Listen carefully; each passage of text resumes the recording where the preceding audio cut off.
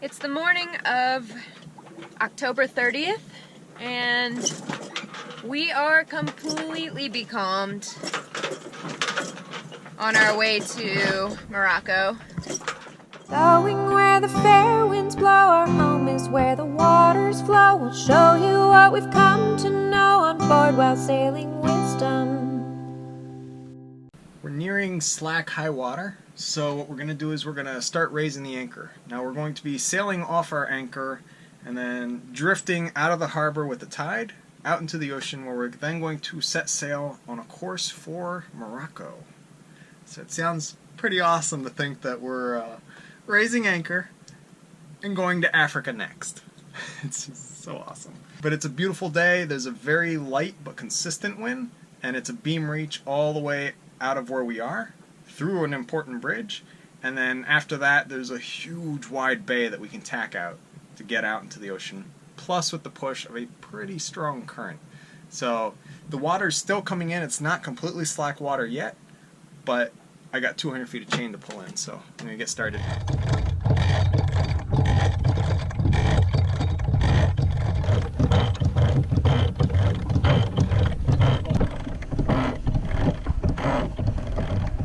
I see it.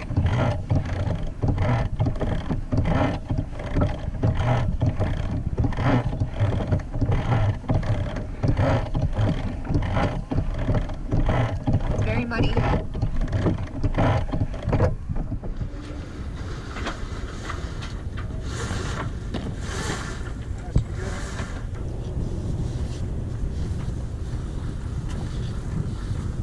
Okay, no motoring here. We're just sailing straight off anchor, headed to Tangier. This is how we do.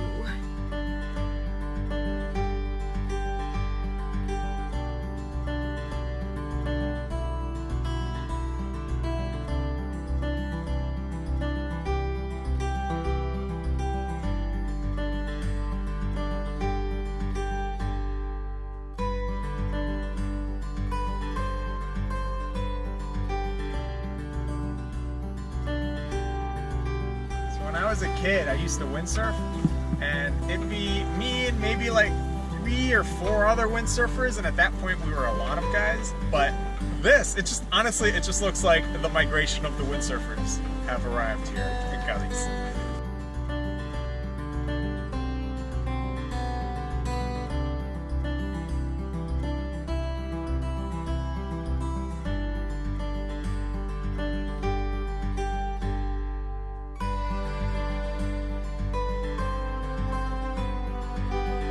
My favorite snacks to eat while sailing is Herbie jerky. This one is prairie bush, and it's got rosemary, juniper berries, sage, tumbleweed flavors. Herbie jerky is a company owned by one of our friends whose last name is Herbie. We highly recommend you check out his jerky because it's really, really good.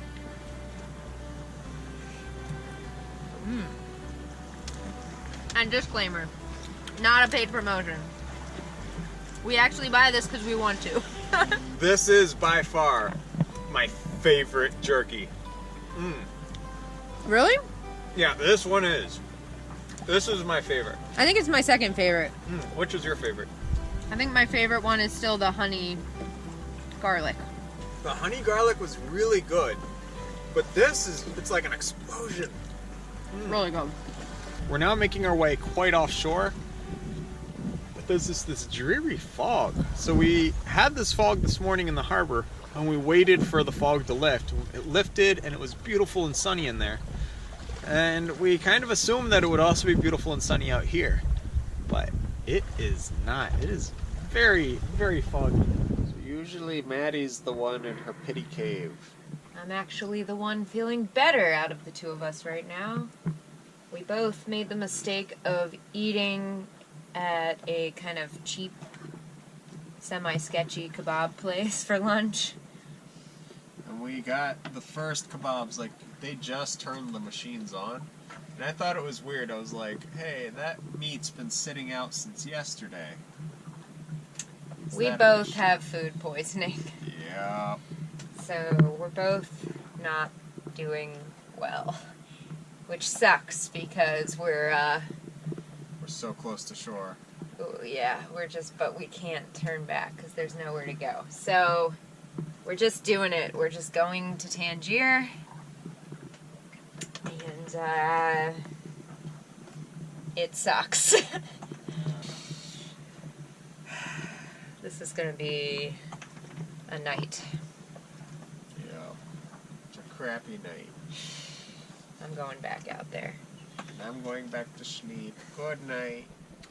Alright, I've been on watch for 5 hours, 5.5 hours, and it's time for me to sleep. But first I'm going to have a little snack of yogurt because we've both been continuing our ailments, and my stomach is empty. But I'm feeling a lot better after all that rest.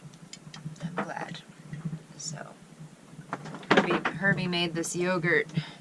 Yogurt calms the stomach. Is that right? Yeah, it's just good for you. That's good for you. I'm gonna try it.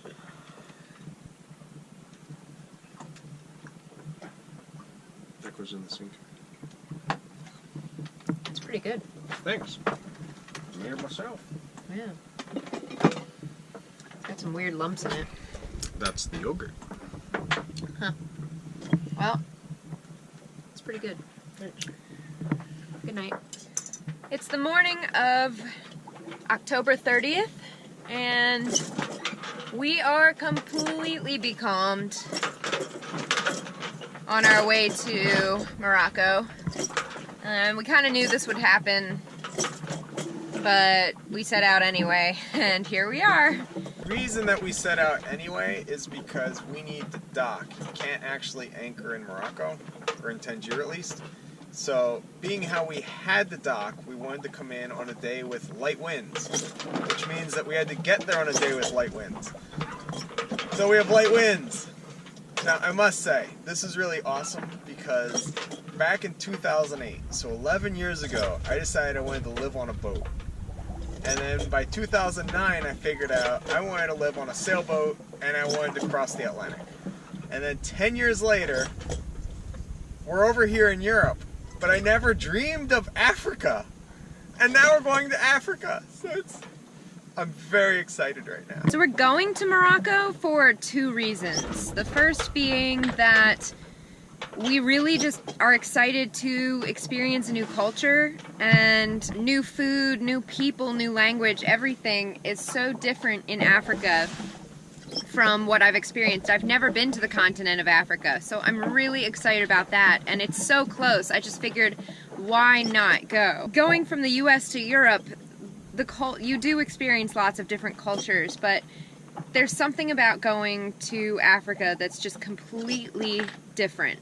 So that's the first reason we're going, and the second reason we're going is actually to reset our VAT, which is the value added tax. It's basically an import tax on your boat. If you're in the EU for 18 months at a time, you're gonna need to pay the import tax on your boat. And that can be up to 28% of the value that they assign to your boat. You have no say in how much they decide your boat is worth. So in order to kind of dodge that, we are headed to Africa because it's not in the EU, and we can just reset our VAT and have another 18 months without having to pay import taxes on our boat. So what happens is, when we got to the Azores, in the Azores it's an 18% tax. So I thought, okay, let's square this up now and then we'll be safe and clear and won't have to worry about it, because I have the receipt from when I bought this boat originally for $19,500. So I was like, let's just settle this up. I have all the papers. We'll be done with this. And then the customs agent told me that no, it doesn't work that way. They assign the value to your boat. And if it's crossed an ocean, it's worth at least 100,000, which in the Azores means you now owe 18,000 euros in taxes. In mainland Portugal, it's 24%. In Spain, it's 21%. So each country is different, and it's all horrible. So we're just trying to avoid that whole situation by not having to deal with that. And both of us are over our sickness of yesterday. We both had a really rough night last night, but we're better. Our stomachs were emptied and we got new food in our bellies, and today will be a better day. One thing I am kind of sad about is that Morocco does not celebrate or acknowledge in any way Halloween, and I love Halloween! So, in honor of Halloween, I have started reading out loud to Herbie at his request the 1,300 and some page book, It. I've been wanting to read It for many years. I've never had the time to put into a book this large, but no time like the present, so I'm reading It, and it's living up to its reputation as really frickin' scary. We're not quite becalmed anymore. We're moving at like 1.5 knots, but we're surrounded by ships. I can count 16 just off of our starboard side that I can see, and it's a little bit scary, but this is the area where they all anchor before they continue on to their final port. So most of them are just anchored, which is strange to see because we're in 100 feet of water.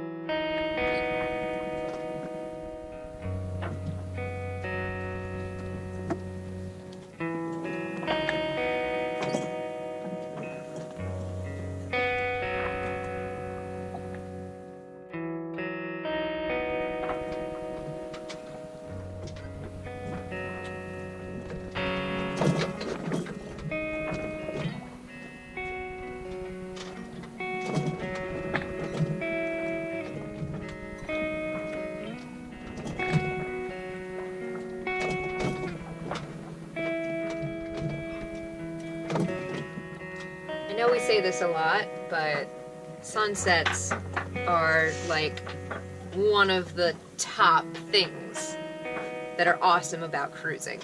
And I think you just saw why. So it's 10:30. We're starting our watches a little later, but it's because we had a late dinner. But it's really awesome because we can actually see the lights from Africa. It's Morocco. So there's Cape Spartel, I believe is the name of it, and there's a lighthouse on it, and we can see that, and then all the city lights and everything. And it's just really, really amazing. And what's beautiful is crossing the Strait of Gibraltar, which is so heavily trafficked, has been completely effortless. Since we're transmitting AIS, all the cargo ships that are coming and going know about us way in advance and just alter course because they know we're under sail. So it's been flawless. Like, we haven't had a single proximity alarm beep or anything because we're just watching them all, go around us and just not hit us. So that's been beautiful. It's 6:20 in the morning and we've arrived in the harbor. I've taken the time to get the fenders out on the side that we're going to be tying up on, which is going to be the port side. Now we're just kind of killing time. The sun's going to rise in about a half hour. We're just going to wait for the sun to rise and then we're going to go into the marina. Dawn is here, so we're going to start making our approach to the marina. Usually sailing for us is work to get from A to B, and we spend so much time sailing that when we get there we're kind of done with sailing for a while and we want to go on into shore and explore and see what's there, which is why in all of our videos we sail forever to get somewhere. And then we don't seem to move the boat too much. It's just the boat is there and that's our home base while we explore that land. And then we got here and we had to kill some time before the sun came up. So I've just been tacking around, just going back and forth in the harbor, and it really is fun. So I guess since we didn't really have to sail that far to get here, I'm able to then take a lot of joy in just pittering around and not really going anywhere, just sailing. The timing couldn't be better. It's sunrise and we are in the harbor and about 1.5 miles away from the marina. So we're really excited we can see the landscape of Morocco.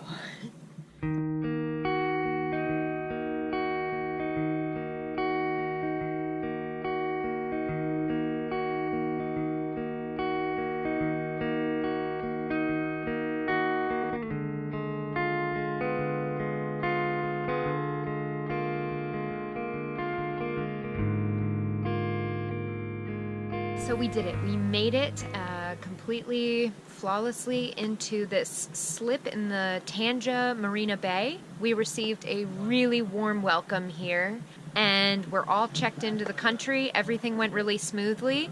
It took a bit of a long time for check-in, but there were no worries, nothing at all, and everything really did go smoothly. So we then went and took a nap, took showers, and now we're ready to go taste some authentic Moroccan food for the first time. So it's Halloween today, and Morocco does not celebrate or acknowledge Halloween at all, which makes sense, because it is in fact a religious holiday, but that won't stop me from wearing my orange and black to kind of a little bit acknowledge one of my favorite holidays ever.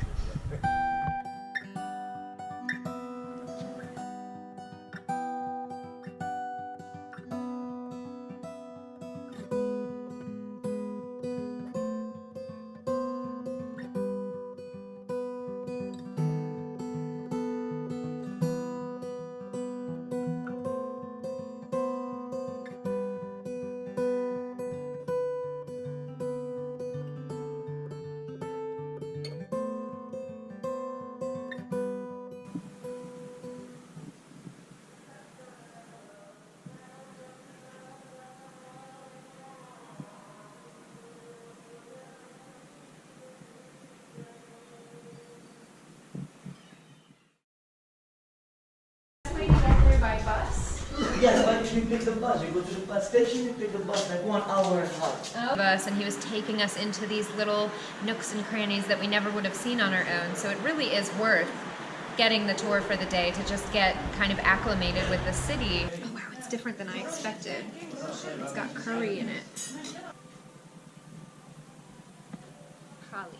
Hey, I actually speak Moroccan now. Wow. Ishma. Thanks so much for watching. Be sure to like, subscribe, and share this video with your friends. And if you'd like to follow our journey in real time on a map, receive postcards from our ports of call, and message us directly to the boat, you can go ahead and become a patron using the link in the description down below.